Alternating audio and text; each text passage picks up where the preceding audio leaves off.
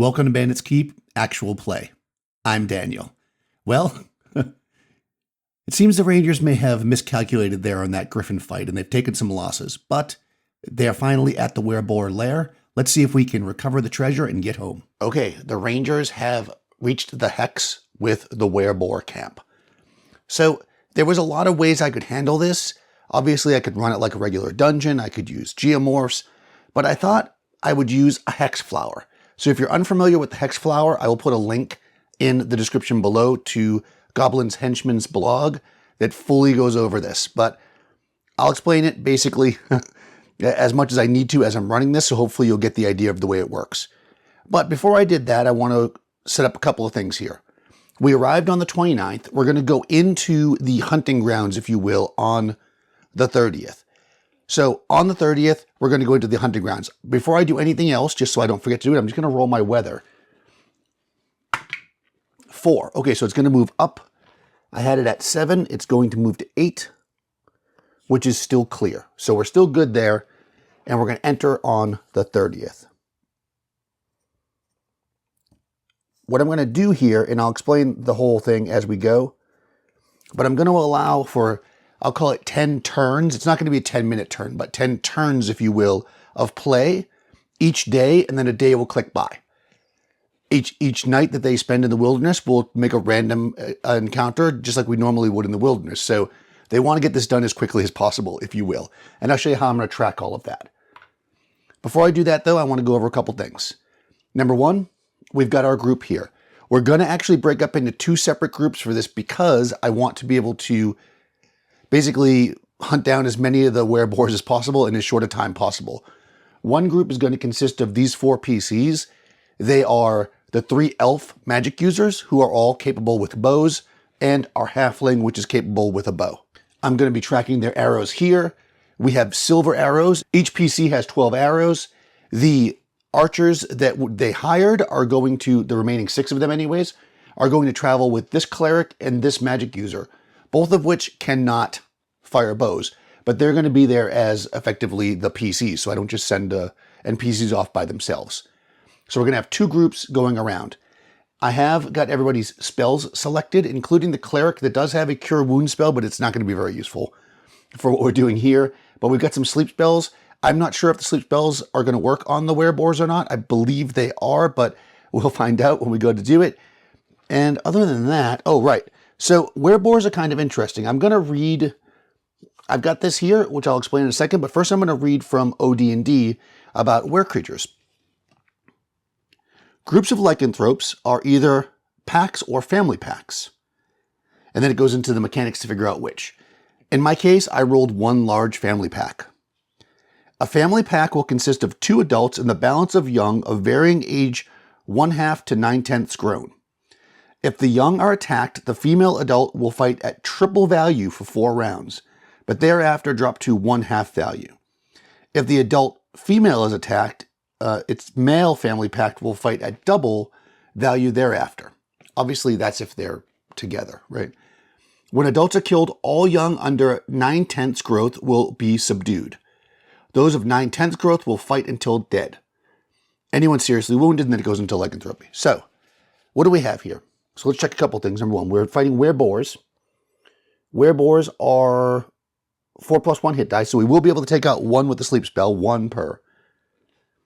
The party only needs to take them out, right? We don't need to kill them all. So what I did was I basically broke up the group by what they would be. Remember, there's 14 of them. 1 male, 1 female. We assume them to be fully grown. Because they will fight to the death, I made them chaotic in alignment. That is, they're not going to be subdued. They've got to be taken out or destroyed.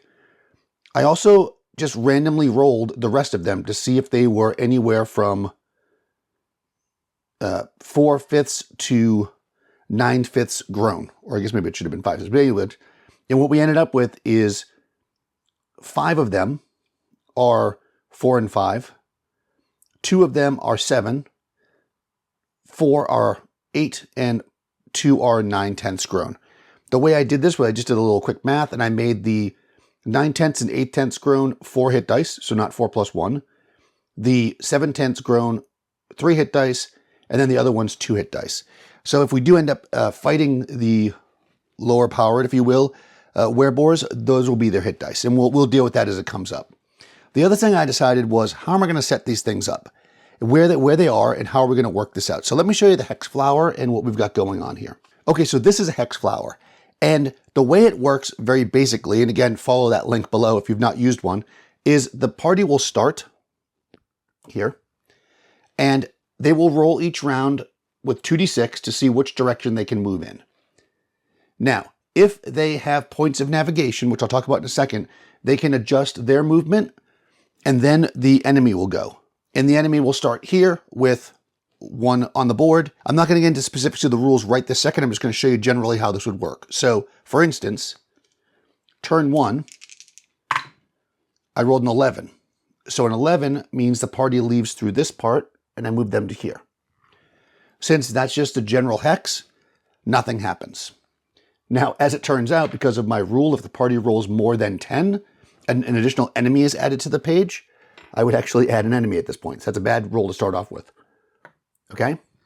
Now the enemy goes, the first one goes. I roll a 7. 7 is straight down. Second enemy, 8. 8 is this way. And that's going to end that turn. We've got a couple of hexes here that matter. We have hexes that are orange in color that will give us navigation bonuses. We have the wastelands that will reduce our navigation. There are guard patrol hexes, and there is the lair. So let me explain what all that stuff is, and then we'll dig into this. All right, so I've printed out kind of some rules for myself. These are based on the hex flower called Maze and Pursuit from Goblin's Henchman.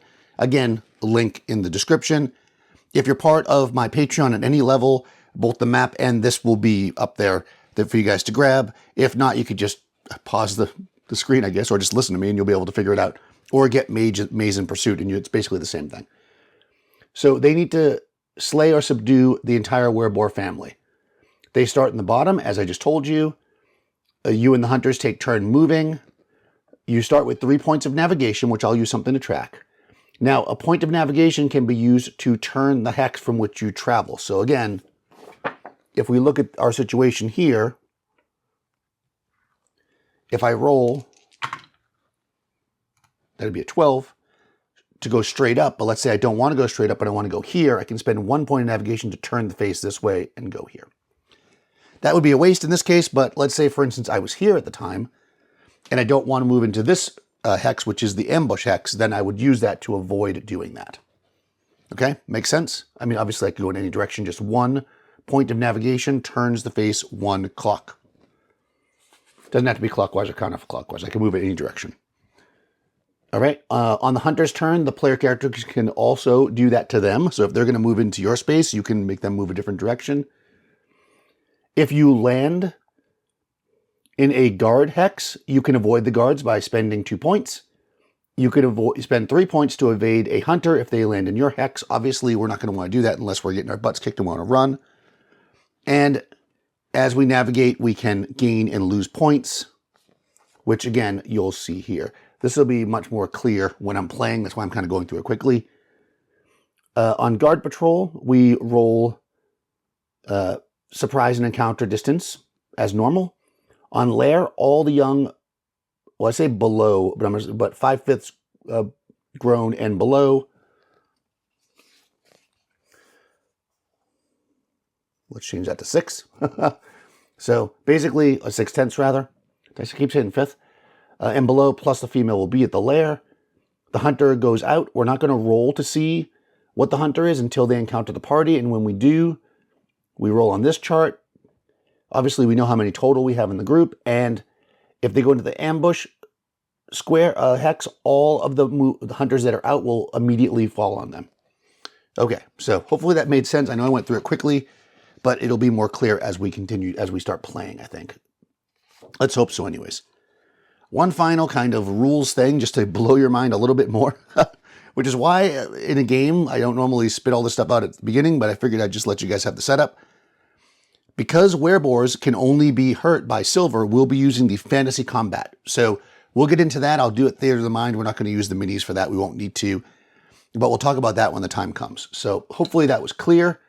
And really, let's just get to it. All right, so like I said, the PCs are going to be in two groups. This one right here, this little knight, is going to represent this group. And this guy with the sword is going to represent the other group with the horseman. And again, like I said, we're starting with one of these guys in play. Remember I mentioned turns above? I'm going to track my turns here. At the end of the 10th turn, I'm just going to end it for the day, and then we'll start again at the bottom hex, reset for the next day if they haven't accomplished their mission. If I'm strategizing here, what I really want to do is take out the two adults and the ones that are 9/10ths, because once I do that, all the other ones will simply be subdued. So that's kind of my goal. Of course, the female is at the lair, and I cannot take her out if she's there. What I will do is if the adult male is killed, I may have the female either retreat back to the lair and stay there for cover, or I might have the female go out and hunt. We'll use the oracle for that. So let's get to it. Turn 1. And I'm going to have this party go, then this one. So here we go. Oh, I need something to track my navigation. Okay, I'm going to put this die here to represent the party's navigation. If the enemy, or when the enemy gains navigation, I'll add a die there for them. But for now, that's just going to be the party's navigation. They have 3 points. Okay, so I rolled a 7. Now, as we can see, 6 and 7 is down, but I can't go down. So that means I stay in the same hex. So they basically don't move this turn. Second party, 9. Okay, they're going to move here. The roll is not over 10, so I don't add any additional enemies to the stage. And now we're going to roll movement for the wereboars. 6. Okay. That was turn 1. Okay, turn 2. Again, I'm always going to go this one, then that one. 8. So they're going to move into this hex. Second group. 8. It's going to move this way.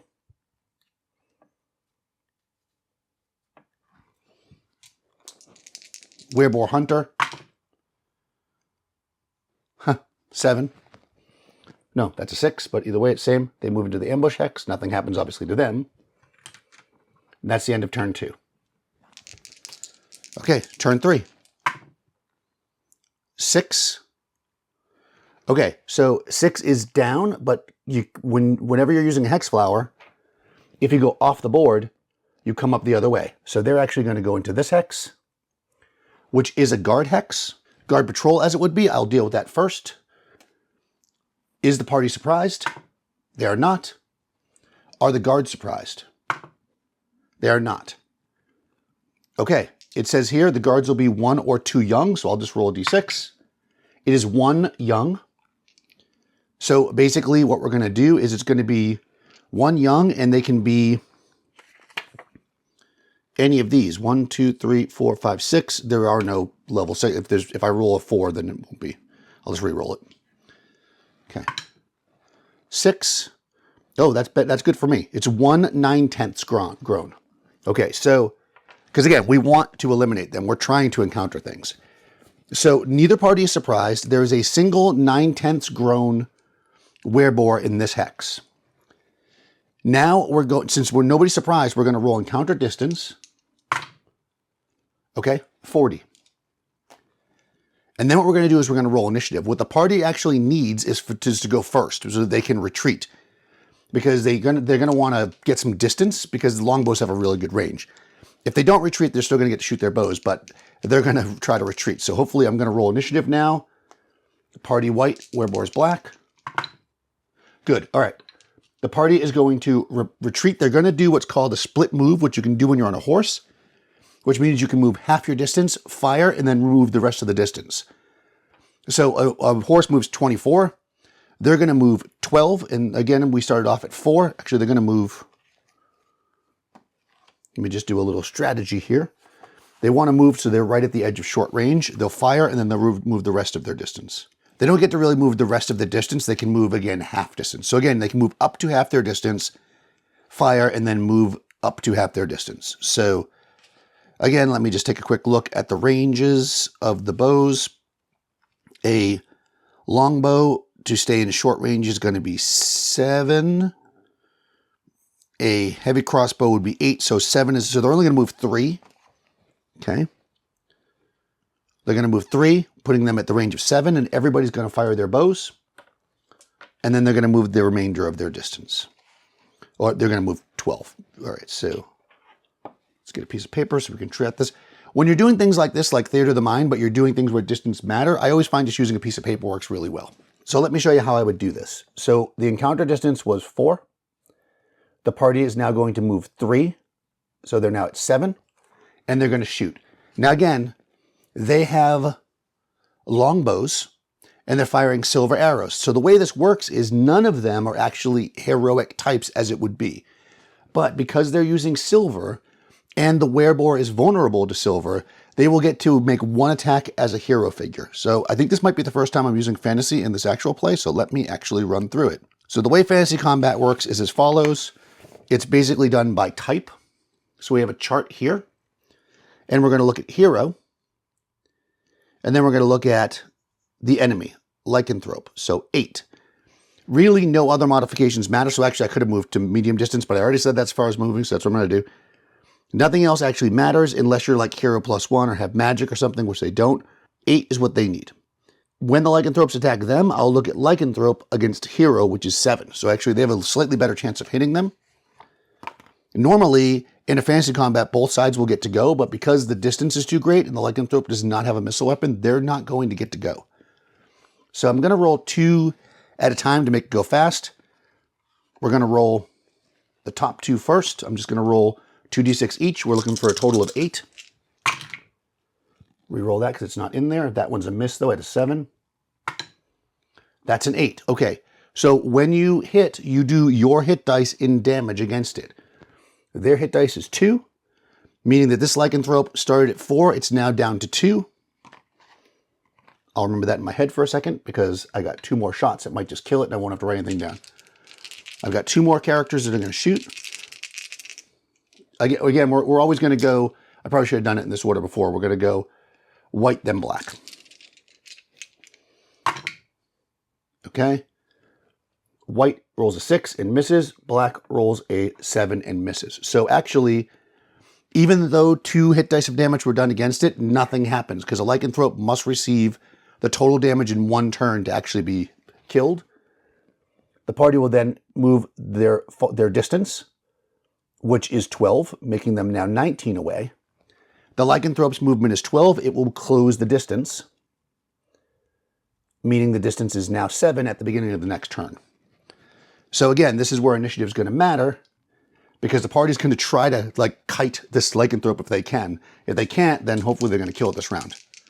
By the way, each of the player characters shot 1 of their silver arrows. Okay, turn 2. And again, we're still in the same turn here, so that hasn't happened yet. Initiative. Okay, player characters win again. They're going to do the same thing, except this time I remember that distance doesn't actually matter, so I'm going to actually move a full half, which is 19. Then they're going to fire their bows. Again, white then black across the top row, looking for an 8. That's 1 hit.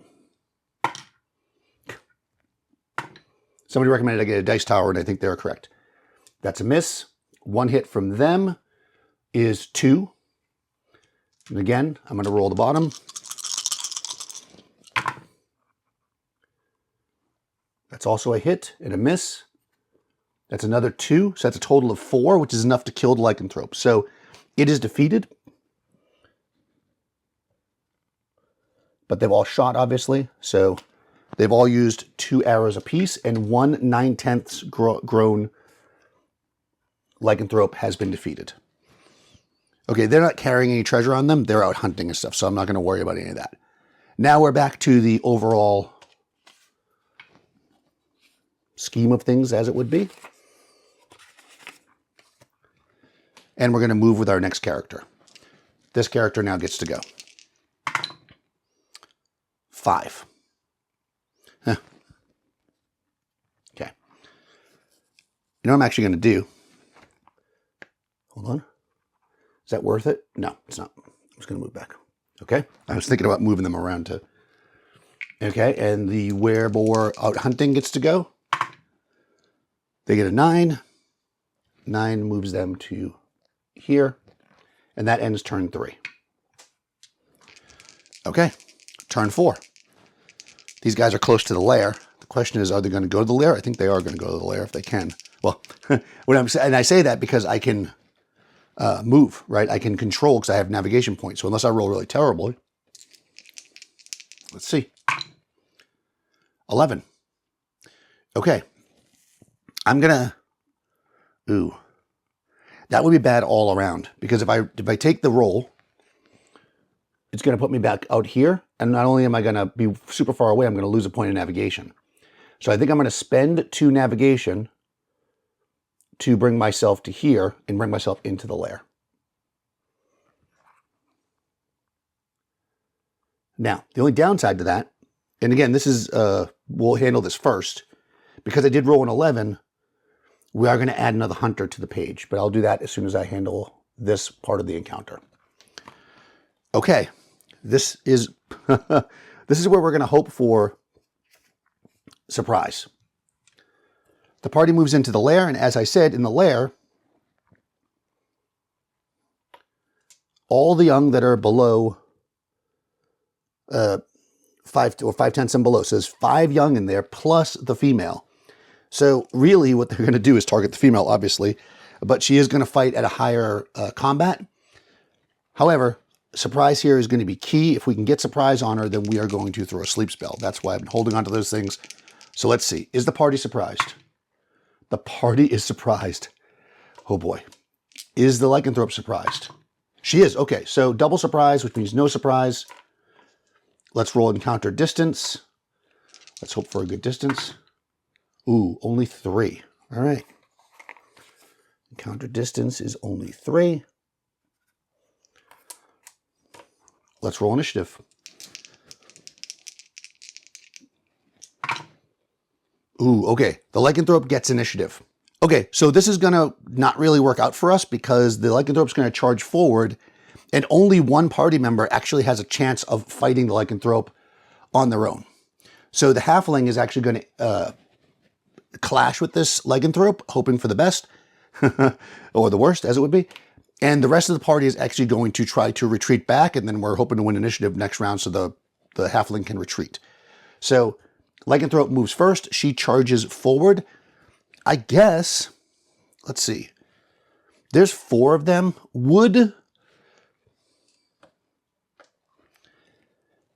I'm going to say that the young are probably not going to involve themselves in this fight, but I don't know that for sure. So we're going to use the Oracle. Will the young also join the fight this first round? Yes. Okay. There's 5 of them. Let's roll to see how many. Oh, actually, there's 2 points of navigation to get there. Okay. Oh, all of them. Okay. So they're all going to charge forward. This is not good for the party. All right. Female lycanthrope charges forward. We're going to handle that first. And then because the young will immediately subdue if she goes down. So the first clash that happens is her versus this halfling. I think for just amazing dramatic effect, I'm going to roll them at the same time. The lycanthrope needs a 7. The halfling actually needs a 9 because the halfling is actually hero -1. Halfling gets an 11. She gets, oh man, she gets a 7, which is actually what she needs. She does 4 damage to the halfling, which actually kills the halfling or defeats them currently. Now, in fantasy combat, what happens when you are defeated is up to the attacker. I'm going to say, because there's other enemies here, the lycanthrope is not likely to sit there and murder the halfling. It probably swiped it out of the way and is going to go after the rest of the party to protect the young. So there's a good chance the halfling's not dead, but we'll wait. We'll decide that at the end. But the halfling did hit her. They have 3 hit dice. So they did 3 dice of damage against the lycanthrope. It only has 4.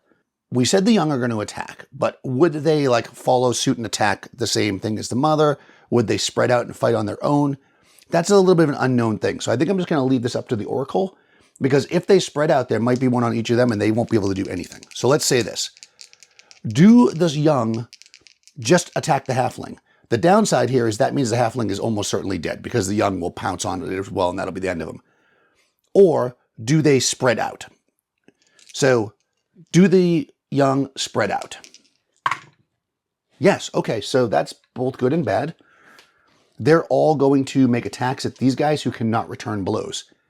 But because they are not fantastic types, the way the attacks work is a little bit different. When attacking normal types, lycanthropes receive a number of attacks equal to their hit dice as dagger on detailed combat. These attacks ignore armor, save shields. Well, nobody here has any armor except the one guy that has a shield, so let's take a look at that combat and figure out what we got going on here. So, on this combat chart, a dagger attacking somebody with no armor needs a 6. A dagger attacking somebody with a shield needs an 8.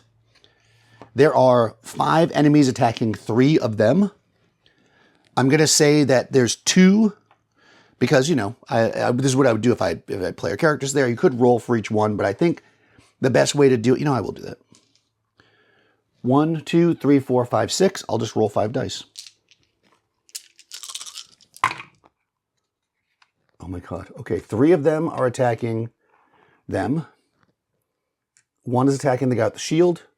No, 2 are attacking the guy with the shield. Okay. All right, so up here in the corner, they're getting attacked by 3 lycanthropes. So that's 3 attacks as dagger. First attack, they need a 6 or better. Hit. Second attack, they need a 6 or better. Hit. Third attack, they need a 6 or better. Hit. Okay, 3 attacks against them means 3d6 damage. Oh, okay. They're actually okay. Well, they're not okay, but they're definitely hurt. This type of combat does hit point damage. These guys, since I made them via the old rules, have 6 points per die. So they actually, this guy has 12 hit points. Which means now he's got, of course, it also means that he's got more than half his damage, which means we're going to be buying some Cure Disease spells. Okay, so I just put him to the side for a second. So he's been injured. This guy, though, they need an 8 to hit him, and because he has a magic shield, he'll get to block one of the attacks automatically. So 8 or better, fails. 8 or better, fails. Okay, so they both miss him. All right, where does that leave us? That leaves us with all the attacks having happened. And because no lycanthrope went down, they're effectively not hurt at all. And we're starting the next turn. So the party is going to break off. Again, we'll deal with the halfling in a second. If they have to completely run, that halfling's dead. If they stay, then we're going to roll 50-50 chance that they only got like slammed down and aren't dead yet. Initiative. Oh, thank God. All right, party wins initiative. Okay. They're on horses. So I'm going to make a check here. I think it's unlikely, but is the halfling still on their horse? That is, did they get swiped by the werebore and they're caught up in the, you know, like in movies, they're caught up in the saddle? Because if they are, then one of the party members, especially because they're elves, might try to ride up and grab their horse and pull them away. If not, just in case they have to run. If not, then the halfling's on the ground, and basically they can't do anything for them unless they win this combat. So let's take a look at this. Is the halfling on the horse? No. All right, so the halfling hit the ground. We don't know if he's alive or dead. These guys won initiative. They're going to back up and do what I did before, which is because you can't move and cast, or else they would use a sleep spell, but they can't. So they're going to retreat because they won initiative and they can't be followed this round. They're going to run backwards and use the split move and fire to shoot arrows at the mom. All right, so again, that allows them to attack his hero. And there's 3 of them. Basically, 2 out of the 3 have to be successful. Hero against lycanthrope needs 8. Okay, here we go. They need 2 out of 3 here. Can they do it? Miss. Hit.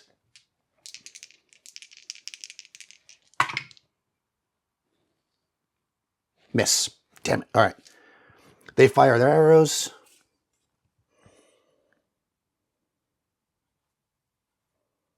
They do not kill the lycanthrope.